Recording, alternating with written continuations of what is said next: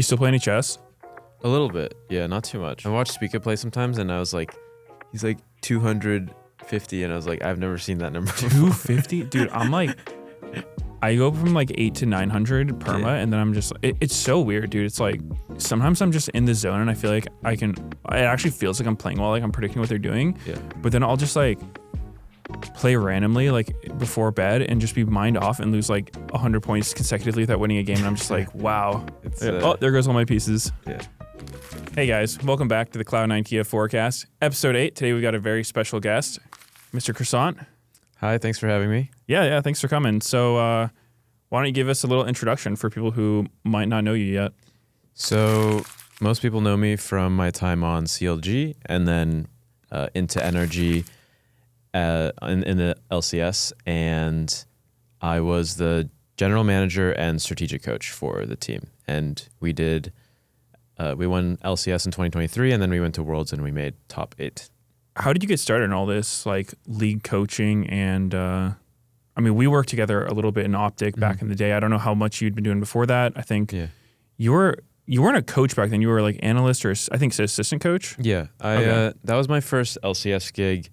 In 2018, I joined Optic in the summer, and I started off as an analyst. But then, like at the time, it was only me and Zabatine, so like any role that I wanted, they pretty much were like, "Yeah, take it." So I was assistant coach, and then the first split that I worked there, actually, they started allowing 2 coaches on stage, which was cool. So then that's when like the term strategic coach came around, and that's pretty much what I've been doing since. But I got started in all of it because I got really addicted to League in college, and I loved the game, but I'd watched it for so much longer than I'd played it, because in high school I just wasn't allowed to play, and so I played a little bit in collegiate, like made some scholarship money, and at the time it was actually cool because that was when collegiate was at its biggest, and there was like a 360K prize pool for scholarships and stuff.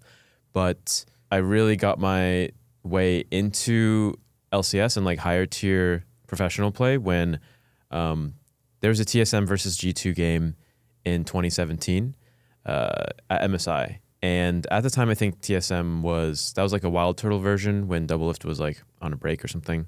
Yeah. And they like were about to close the game out, and then G2 held the base defense for like 10 minutes and then came back and won. And that's what let them go to top 4. And then I think they did well there too. But yeah, that's just, I made a video on that game and it did pretty well. Got like, for some reason it blew up on Reddit. And then after that, I had some teams reach out to me and be like TSM being like, hey, we'd like to work with you. That's funny. Yeah. And it was really random. And I think that's how a lot of people got their start. Like Dylan Falco on G2, he also did something similar.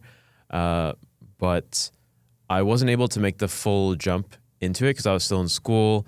And honestly, when you're starting out, people are like, hey, can you work for 60 hours a week for like minimum wage? And I'm like, I have a job and I'm in school, and so I couldn't. But then when I finally got a chance with Optic, that was when franchising hit. They actually were like, yeah, come out here. We got housing, we got everything. I was like, that was a golden opportunity. And then I knew nothing coming in, really. And then I learned, so Optic was my first learning stepping point. And then after that, I joined Liquid because Steve kind of scouted me and like reached out and was like, I like your work and I think you're really smart. And so that was an amazing opportunity because I got to work with like Core and Impact and everything. And then that was a weird time as well because the team was, I think they finished like 7-11 in spring. Was that like 2019 then? It was 2020 with, but they had like some visa troubles with Broxa. They had, that was the Shaden year. Or it was Broxa and I don't know if it was our not Shaden. Sorry. Else. It was the. I'm blanking on his name. I played against him. Mm-hmm. It's because his solo queue name is like Sanspirial. I also can't remember who they had, but they had him for a little bit before Broxa got in. Yeah, and that guy didn't like me. Their sub. Yeah, dude. I'll remember it eventually. Yeah, anyway, keep going. And then Doublelift. They did a Doublelift tactical swap when I was coming in. And then we went 15-3 in regular season. TSM made like the legendary playoffs run, but we still did like okay at Worlds. And then after that, I went back to school to try and finish, but it was hard for me to get back in and find an opportunity back into the space. So I ended up joining Tier 2, and that was my first time actually working in like the NACL or like academy space. And so What year was this? 2021. Okay. Yeah. So it was about like, it was like half a year to 9 months after my TL run at Worlds. Okay. And I had always wanted to work with ThinkGuard. So then me and ThinkGuard linked up, and then we grinded our way from like 10th. We joined like a 10th place team. We made top 3. And then after that, CLG picked us up, and then we had a year to rebuild at CLG. That's when we did like all the Yone Akali flexes.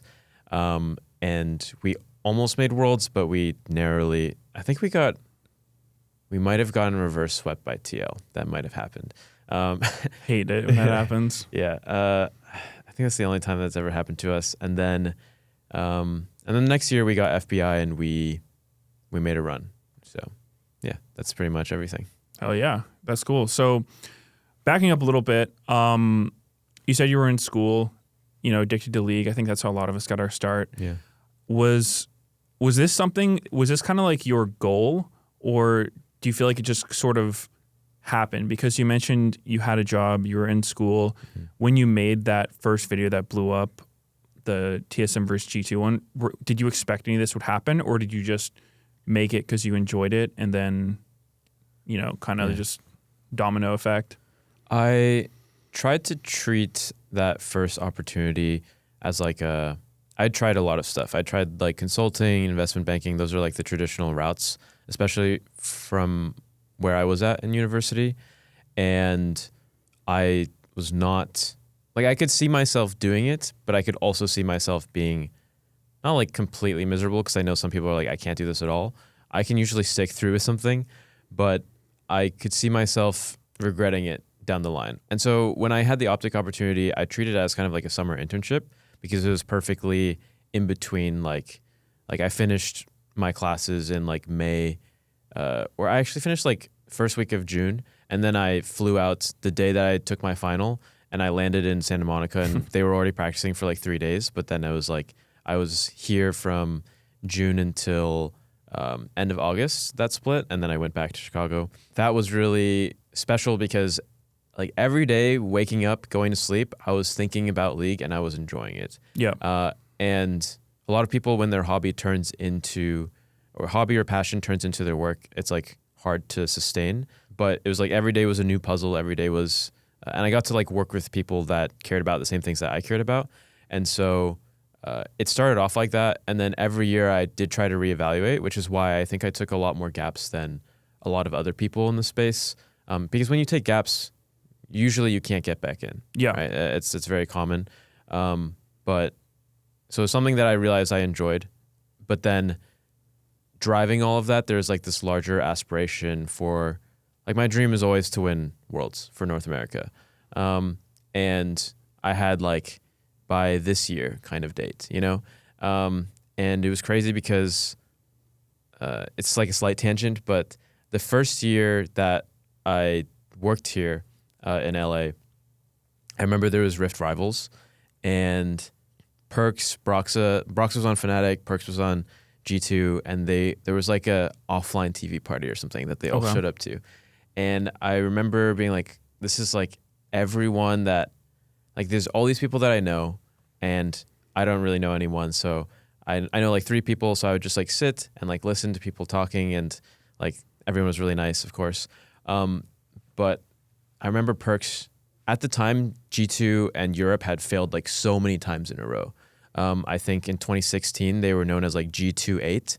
And then 2017, they did a little bit better, but they still like always fell short, even though they were so dominant in Europe, and they'd gone through a bunch of roster changes with like Korean players and whatever. But in 2018, and Caps was still on Fnatic at this time, I just remember Perks talking to a bunch of North American players and being like, I'm going to win Worlds, or like, this is my goal, right? And that was a crazy thing for like a European player to say at that time. But then right after that summer, they beat RNG as an upset at Worlds. Fnatic made finals. And then 2019 happened. G2 won MSI, first international since, like, I guess Fnatic in 2011 or whatever. I don't know if anyone counts that one, though. Yeah. Freak's basement. Yeah, I think so. And then, and so yeah, like that was also a huge inspiration for me to keep going and to be where I am at now. So, do you think it kind of gave you the confidence to be like, oh, this is possible? I think like a Western team can do it. I think I always thought it was possible, but like it's one thing to imagine it in the abstract and then see a team get so close, right? And so like, or do it in MSI and then some come so close against FPX. People remember that series as like a 3-0, but it's like prep wise, like on the day, right? If they just did a few things differently and like I'm sure with what they would know now, they could have taken it. And that is what motivated me, because I'm like, how can I enable players on my team, and how can players that have like, they have the capability, but they might not have the big picture or be able to see like how they match up against a team. And so, yeah, it definitely did. It helped close the gap a little bit in my brain, you know? Yeah, it definitely made it feel more approachable. Yeah. I guess all this led up to, obviously you were with CLG when they had that crazy run, or I don't know, were they CLG or Energy when they got their first split win? We were Energy in summer split of 2023. Okay. Yeah. But yeah, we like, people also enjoyed watching us in the summer playoffs of the year before too. Because like we played against C9 and like we always had banger series against C9. It would like always go to 5 games. CLG was always C9's like kryptonite. Even like 2013, like all of our losses were to CLG. I don't know. Something about it. What was that like, you know?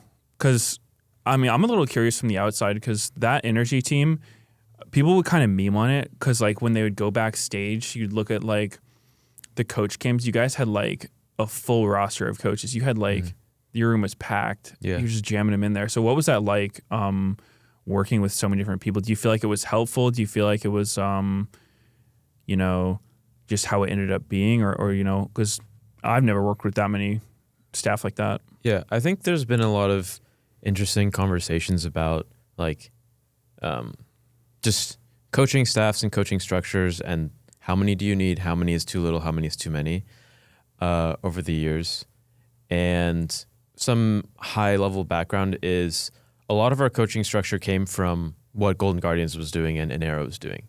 Like the first time me and Thomas had worked with anybody that was more than like 2 or 3 people on staff, I think was we had our own thing going on the academy side for Golden Guardians in 2021, but we would go over to the LCS side and watch some of the scrims, and it was like Inero, and there would just be like Choo-Choos, Spooks, just like they had a positional coach for every player, and they would do the group review and then they would split off, and we were like, oh, that's cool, right? Like we can do something theoretically like that if we moved up to LCS or something. And so when we went to CLG, we tried to, we got Apollo, we got Demonte. Those are like the main core of people initially. And then we like tried a bunch of things. Eventually we got Soaz as the top lane positional. But the reason we had like it exploded is because in between CLG 2023 spring and Energy's acquisition in 2023 summer, our academy team went poof, but we wanted to retain the staff. And so we had a academy head coach and an academy strategic coach, Mash and Juves. And so they joined on. And so then it suddenly became like, we went from 5 people to 7 people. Okay. And so that's what people would see. And then we also had someone that, we had Edward who'd helped with performance and like psych. So. Oh, was he the like, I don't remember his title, like the sports he wasn't a sports psychologist, but something like that. I think he might have worked with 100 Thieves if it's the same Edward. Yeah, like the guy with the big beard. Yeah, he was cool. Looks I liked very him. Zen. And and so good vibes. Yeah, he would only come.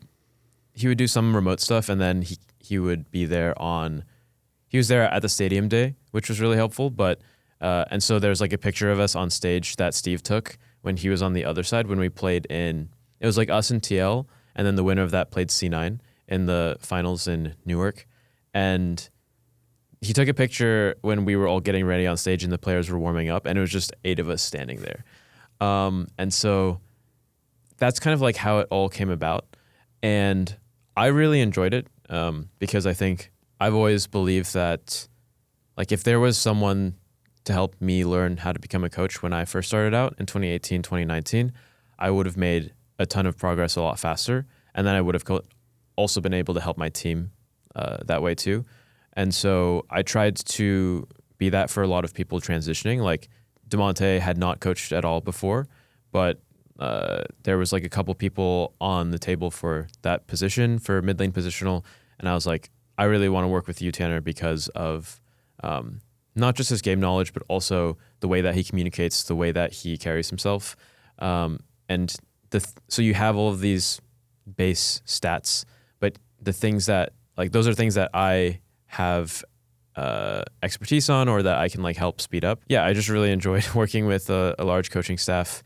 But in that run, I think the thing that makes a coaching staff work is not necessarily like every person needs to have a defined role, and every person needs to be able to fill a different niche inside of a team. And so there was a KC interview because they just won an LEC, where they basically talk about like,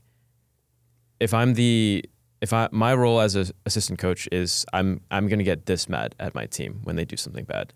And then this is the head coach and he's going to get this mad. And the captain or the player Targamas on the team, he's going to get this mad at his teammates. And I think that kind of system where it's very clear and there's compartmentalized interactions between players and coaches and staff, that's what makes a team work, right? Yeah. Like that there's intention behind everything that happens every day. And so, yeah, I think that's something that we hit a really good balance on that year. So, yeah, I mean, that was super cool. That was like, just such a ridiculous run. They didn't do as well after that, but, beating G2 at Worlds, obviously incredible. Was that your first international experience going to Worlds like that?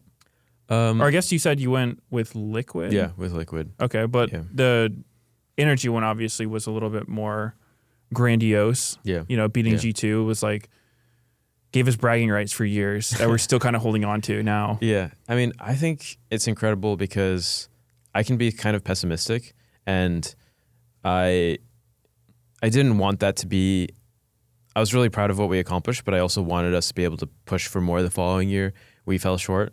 But I think what FlyQuest did, and even TL to an extent, but FlyQuest with the Gen G series and also making it at quarters, they built off of that, and it's great because I just think every year, I tried to take experiences with me, and I think this is a thing that fans struggle with a lot, or it's understandably disappointing for them because a lot of players I learned so much, right? Then they come back the next year and maybe they don't even make it to Worlds, or they make it to Worlds and then they the other teams have improved again, right? So that's something that I always didn't want to happen for me. So at TL, we were really, really close to making it out. We were in a group with Suning. They made the finals that year against Damwon. We were in a group with G2. They beat T1 to make it to semis that year as well. Yeah.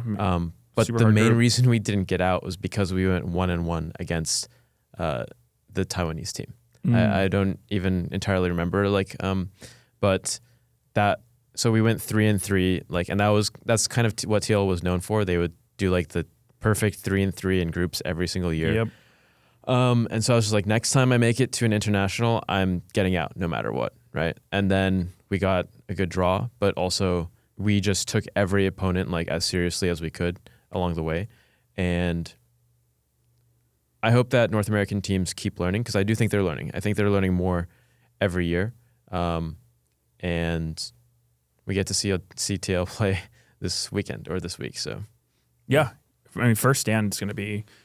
It's an interesting tournament. It's just. I actually like the format of it being just 7 consecutive days. I think it's going to be really cool. Yeah. Just one patch. You don't have to worry about all the big gaps and who are you going to practice against. Whatnot. You just boom, boom, boom. Yeah. That's been really cool. I guess more presently, you're working with Near Airport. Mm-hmm. coaching them, and they're going through the open qualifiers right now. And I was doing a little bit of guest coaching in the beginning, and now you're doing more of like is it a full-time role? I don't know how much you guys are practicing now. We are still scrimming. We scrimmed, I think last week we scrimmed 3 times. Okay. And the schedule is weird because I think you were coaching on Wednesday, and then I did like Thursday, Friday. And so I've only coached like 4 scrims in total, but we've played 4 matches already. Okay. And this week was similar. We had a Wednesday and Friday scrim. So it's not like a full-time thing, but it is a thing that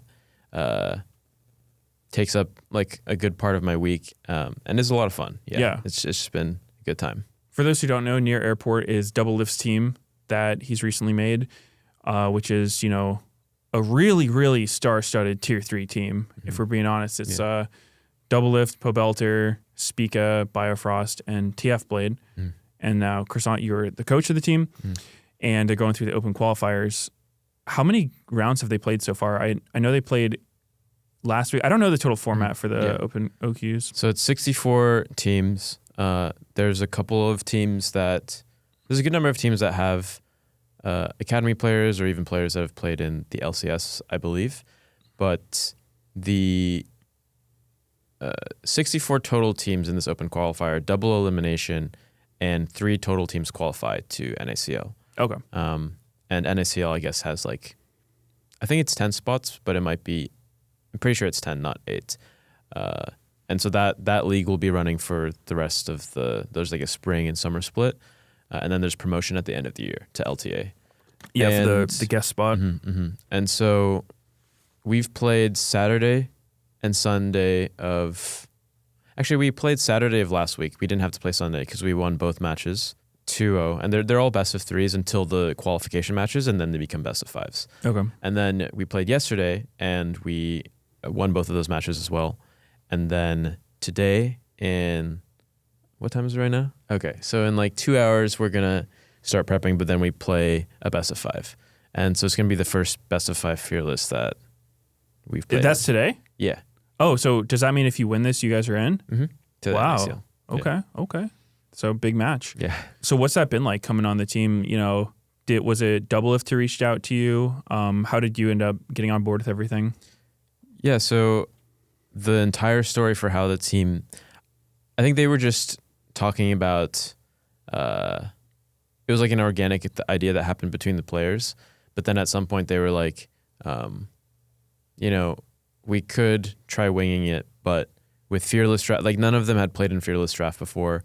It is really difficult to be in a game and then jump right out of it and just try to think about like, if you have a nice flow chart and if there isn't any Fearless, it's not too hard to be like, oh, I'm going to play, some variation of Lucian Nami, Zera, Yumi, like again, like 3 times in a row and go like a little bit down the tier list if that gets target banned.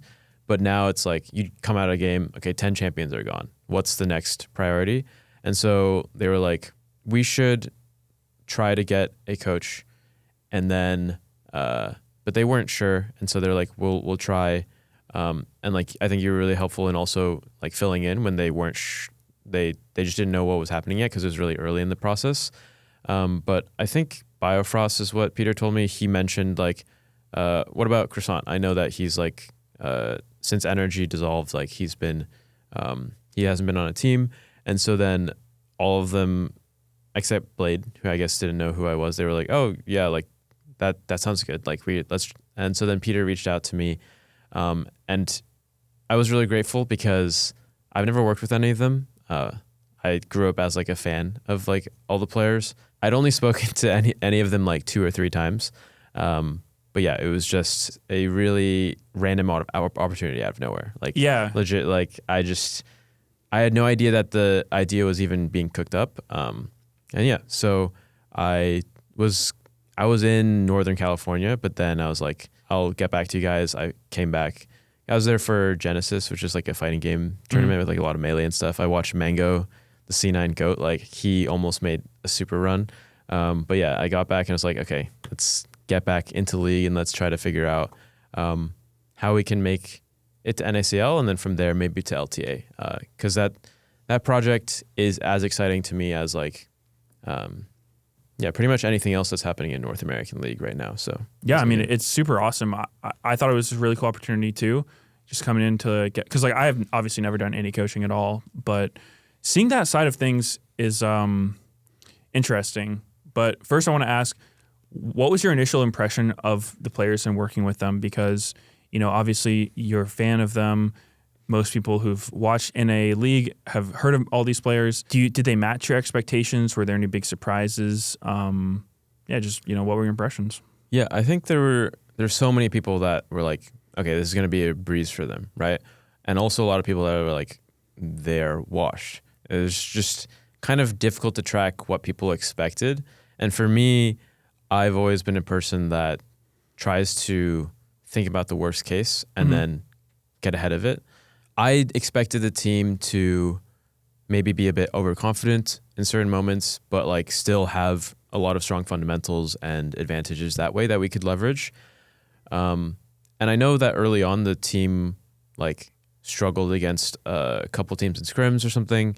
And I didn't get to watch all of them, but I think people were like, oh, this is going to be like really, really hard for them. But the matches, even though we've played mostly challenger teams and teams with like a good number of players that have played competitive, like every single player somehow, every single one has gone above my expectations. I think TF Blade is the one that's like most obvious for a lot of people because he's only really played in a solo queue environment, and the organized team things have all been like tournaments organized by streamers, right? And when he's playing with like Tarzan and other solo queue players and streamers. And so he just takes bad matchups and still crushes. Like he'll get like, even if he falls behind, he will always find like 2 to 3 solo kills in mid to late, which is just, it's kind of like watching Sniper play too. But he's like super receptive, and so that was impressive. I think it was interesting too because we played with Jensen one week and Pobelter one week, and I thought that transition is going to be tricky because not only is it like we're getting used to playing with one player and one player's champion pool, but also they communicate a bit differently, and Pobe hasn't played competitively as recently as Jensen has. But like that was also super smooth. Pobe had a ton of highlights. And then Vincent, like he's in school, but he's still just like, and I think he's more reserved and quiet is the impression like people get. But he's like, whether it's just level 2, he's like, no, keep going, we can kill. Or if it's a team fight where he just like sees the angle and he instantly is like, okay, watch me. And then a lot of supports, they can't even say like half a second before they go. Like they just go and then everyone has to be ready to follow. But he gives that extra little bit of lead time for and then Spica can easily like follow up or whatever. And yeah, like I think Spica and Peter, I expected to kind of be playing at the level that they are, but so it's been really cool. Yeah, like everyone kind of blew my expectations out of the water. And I think people watching also didn't expect us to do as well as we are. Yeah. I think that's pretty in line with my feelings too. I think the one that surprised me the most was TF Blade because, you know, I've met him at a couple of events, hung out with him. He's a nice guy, but obviously he has his solo queue reputation and his stream reputation for, you know, being toxic at times. Yeah. But I was really, really impressed with him on the team. Like, I feel like he had the best mental of anyone on the team. It'd be like, you know, get drafted. I remember one game, it was like Irelia versus Renekton, which is not a playable matchup. Died like 5 times early game or something, but then just like didn't tilt, you know, actually stayed in the game, like fought for ways to come back, which is like, you don't see that in solo queue ever. Like, so I thought that was really impressive. And yeah, you know, I think sometimes it can just be like a solo queue versus like a team thing. And I thought he was doing really well. Yeah, TF Blade was so interesting because the first time, like a random story is, the first time I played with him was in either 2015 or 16. And at the time, it was old Kali, where she had 3 dashes. And that's what he was known for before he was like a Jax player. Yeah. And he would go 15-0 every single game in challenger lobbies. And so I remember talking to him being like, oh, what do you think about like this build path or like this rune page tech? And he was really helpful and really nice. And that was before he's like started making content.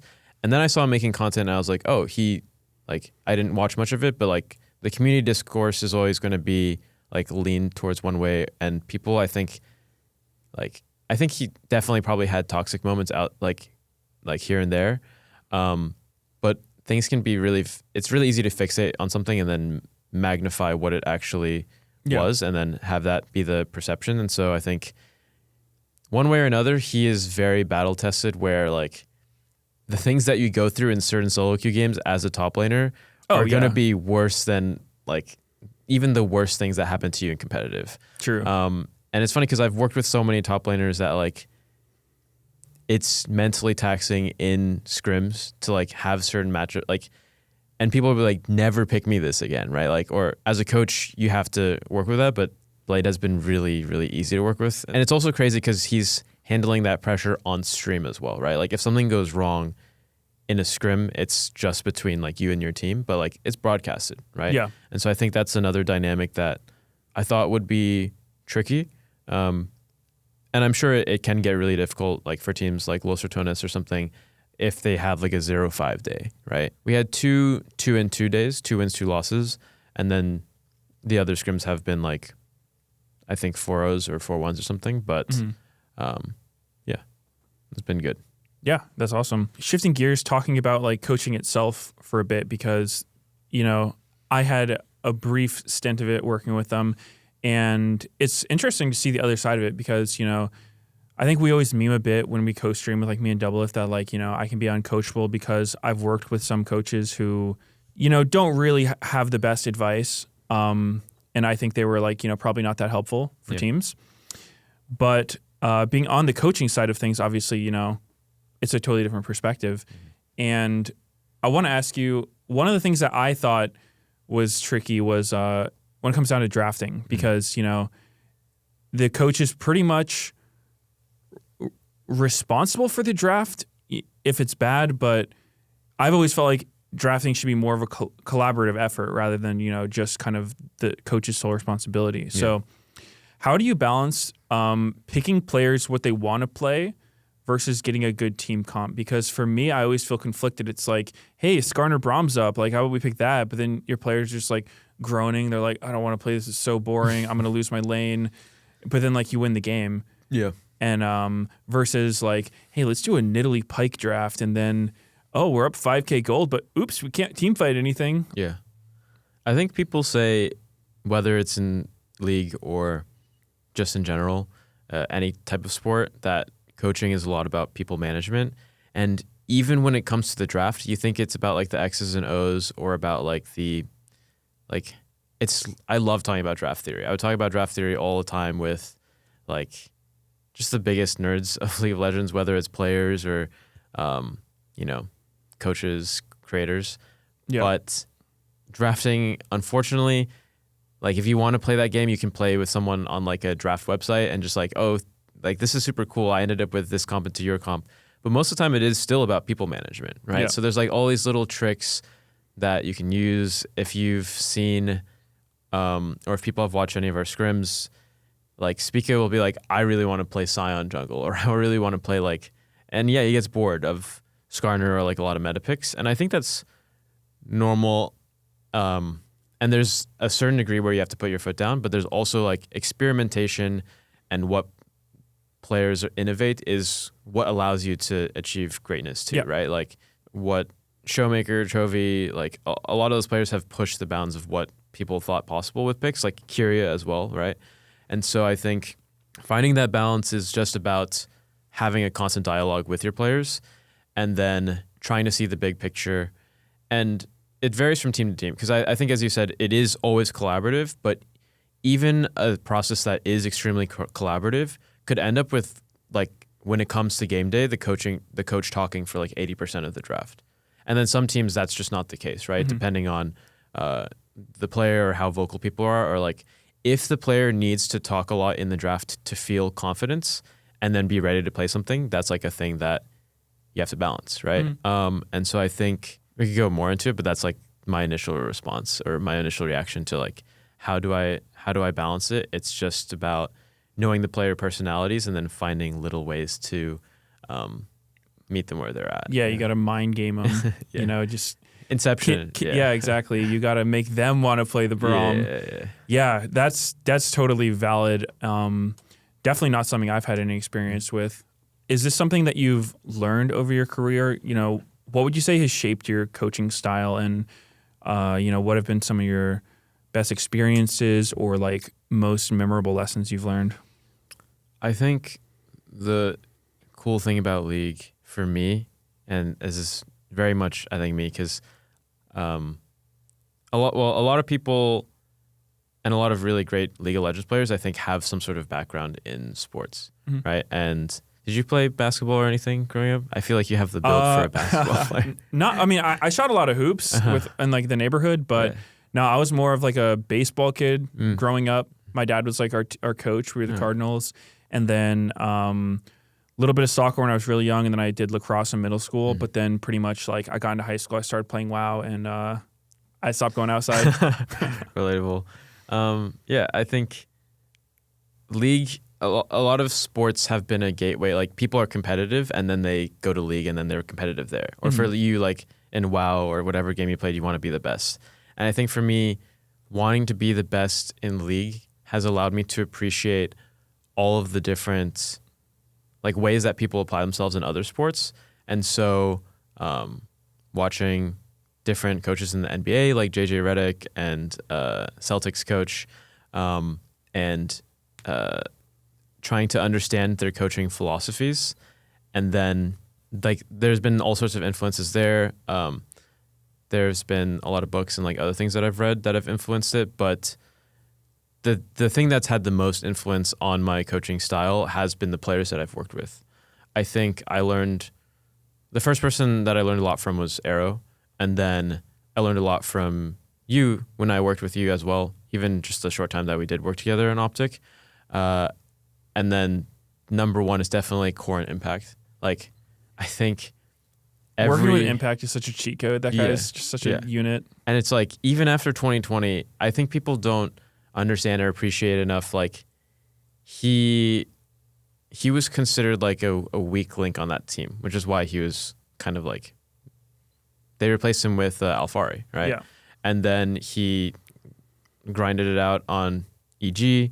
And then it wasn't until like a year later, like a full year of playing on EG, that they were able to win. But they won with Danny and JoJo and all that stuff. And obviously he made his way back to TL and won there as well. But like working with players are ultimately like, they're the ones that are on the stage and are putting like everything on the line. Yep. And I think what's been most important for me as a coach is just figuring out like, how can I add like a little bit of extra value to, if it's not about me, it's about understanding if they're a veteran, like how do they find their second wind? Because everyone goes through like, even the greatest players that you've seen go through like lapses in motivation or like even self-confidence and stuff, even though they've done it all before.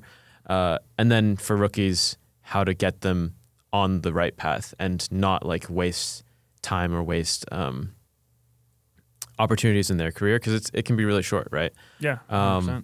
And so, yeah, I think all those players shaped my understanding of the game, but they also shaped like what it means to be a good teammate and what does it take to create a good environment on a pro team. Yeah. So, I mean, that makes a lot of sense. It's definitely, you can tell you have a lot of experience doing this. I think coaching is hard, you know, it's definitely difficult because so much of the responsibility of the team's success comes down to you.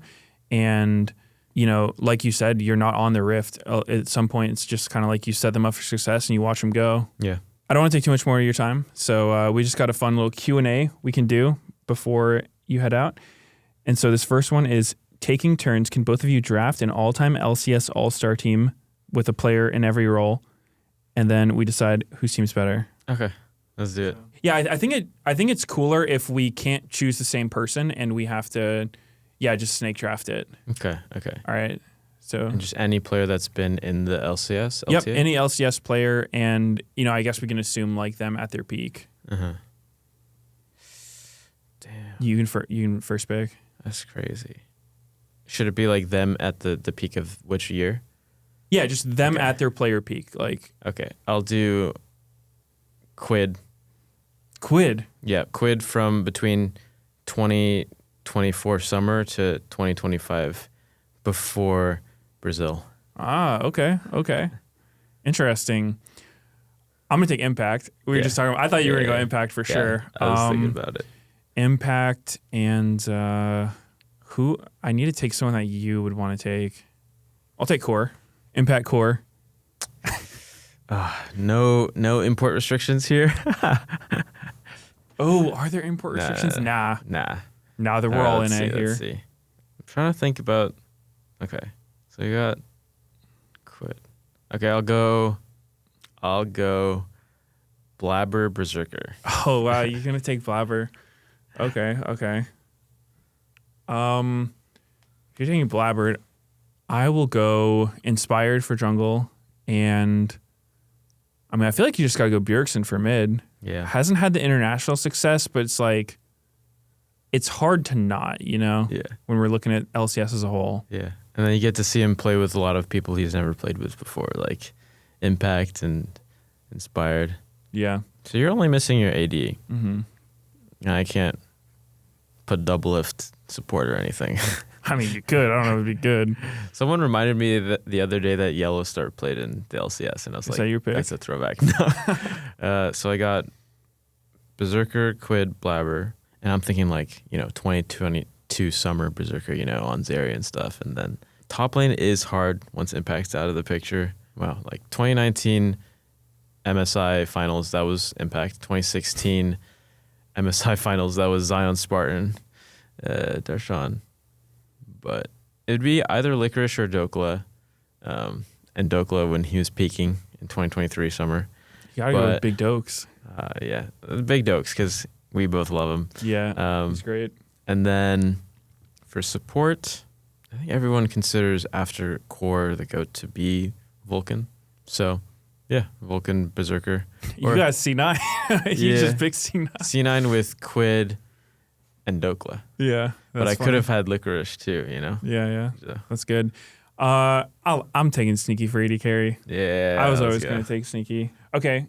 To wrap it up, we're going to do this again, but with LCK this time. Oh, shit. I'll first pick. Oh, my God. Of course you're going to first pick. You want to? You can go first. You can go. I'm going to pick. This is actually kind of tough because I feel like there's so much competition. I think I'm going to go with Ruler. Wow. That's crazy. It is so surprising because there's so many roles where I immediately think of two players. Exactly. That's where I'm at. It's like, there's a lot of trades, but for AD carry, to me, Ruler kind of stands out. Yeah. I'm the biggest Faker fan of all time, so it's got to be Faker and Kyria. Okay. Yeah. That's a solid choice. Let's see then. I will go Canyon and Zeus. Yeah. Am I just drafting a current LCK team? I might be. Top lane is hard too. There's a lot of good options. What if I pick 2013 Impact? I'll go... Wait, I don't... Sorry. I actually don't need to pick top anymore. So I should pick... You've picked top, jungle, and AD. Yeah. So... I think we can't steal each other's picks anymore. Okay. It's just whatever you want. Yeah. I'll do Honor. And then I'll do... Give me Yushi. Okay. Wow. Interesting. It's a good pick. It's just, in current events, it feels weird seeing him on the bench. Yeah. So my last two picks, I need mid and support. Mid obviously has to be Chovy. That was the obvious trade there. Yeah. And support, that's a little tricky. Delight. He's pretty good. I'm having trouble thinking all time. Beryl. I can't vote Beryl, bro. This guy runs it down in half his game. It's so funny because it's like, can you imagine Beryl playing with Chovy Canyon? Yeah, it's wild. He's one of those players where it's like when you look at he's perma playing the waifu games and whatnot, and half of his games he just is hard feeding. Yeah. But then he's just winning worlds right and left and just still winning when it matters. So I respect that for sure, but I think I'll go with Delight, I think I would go with Keen. I should have thought more about like whether I actually wanted Guma over like Viper or somebody, but I do think that the peaks that they hit as a team are still just, especially 2023 Worlds was just unmatched for like a bot lane and then for like the team, the core together. So yeah, that's my basic nice T1. I was considering just going something like Mad Life back in the day because he was just so good. But yeah, we're probably missing some people like definitely. Smeb and whoever like at the I mean recency PvP bias is so strong though. It's like we'll leave it to the viewers to decide who won those all-time drafts. And a quick look ahead with Kia. Cloud9 is currently in Korea boot camping, scrimming a lot of LCK teams, and powering up for next split. I think that's going to do it for this one. We'll let you get back to your team. Got some draft meetings. Good luck in the match today. I'm sure you guys will smash them. Appreciate it. And good luck in NACL. Thank you everyone for watching. Again, this is Medios with the Cloud9 Kia forecast. And let us know in the comments who won the all-time drafts. And I'll see you next time.